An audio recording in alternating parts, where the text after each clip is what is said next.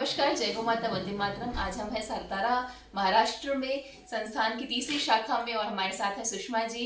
सुषमा जी की जर्नी क्या रही, कैसे रहा, क्या क्या तकलीफें थी और आज क्या निदान है, सब उन्हीं से समझते हैं और मराठी में समझते हैं। नमस्कार।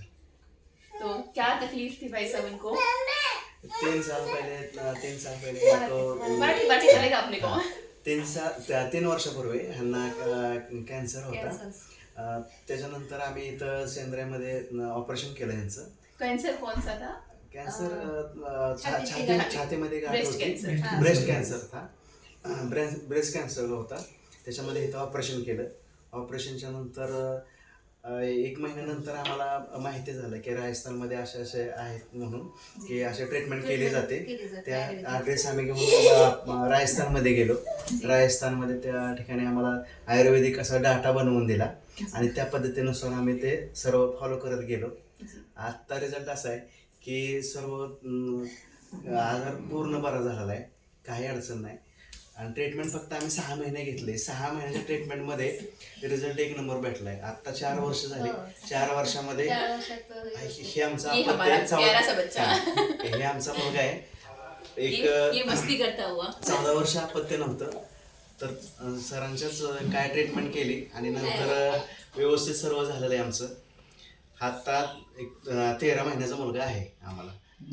और दवाइयाँ लेने में कोई तकलीफ, कोई परेशानी कुछ नहीं? काही नाही. जे औषधं वगैरे घेतली त्याच्यामध्ये साईड इफेक्ट वगैरे काही नाही. एकदम व्यवस्थित ट्रीटमेंट आहे सरांची. 6 महिन्याच्या कोर्समध्ये आता हा तुम्ही सर्व डोळ्यासमोर तुम्ही रिझल्ट पाहताय.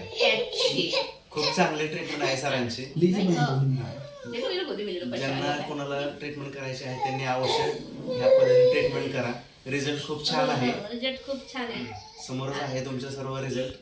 आप कहाँ पे रहते हैं इधर, वो भी बता दीजिए. मी सातारामध्ये इथं 30-35 किलोमीटर वरती पिंपळे बुद्रुक म्हणून गाव आहे, त्या ठिकाणी मी राहतो.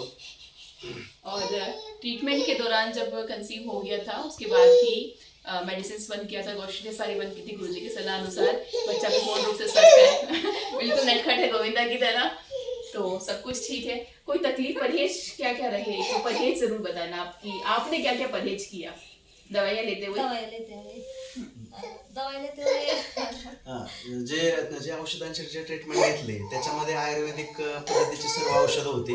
काढा वगैरे, हळदी, गोमूत्र वगैरे अशा पद्धतीची सर्व औषधं होती. स्टार्टला घेतानाच जरा हे व्हायला लागलं, म्हणजे आपण कधी पेलं नव्हतं.